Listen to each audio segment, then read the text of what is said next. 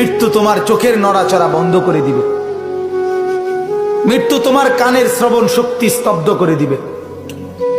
মৃত্যু তোমার ঠোঁটের নড়াচড়া বন্ধ করে দিবে, মৃত্যু তোমার জবানের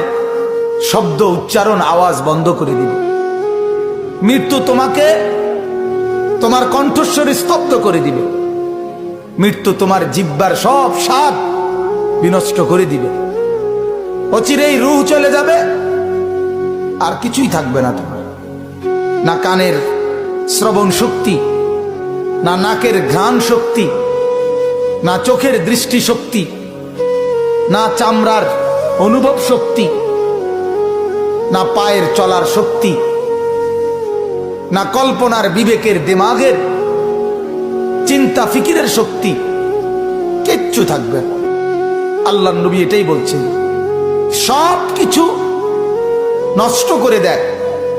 মিনিটে স্তব্ধ করে দেয় যেই জিনিস, সেই মৃত্যুকে বারবার স্মরণ করো, বারবার স্মরণ করো, বারবার স্মরণ করো।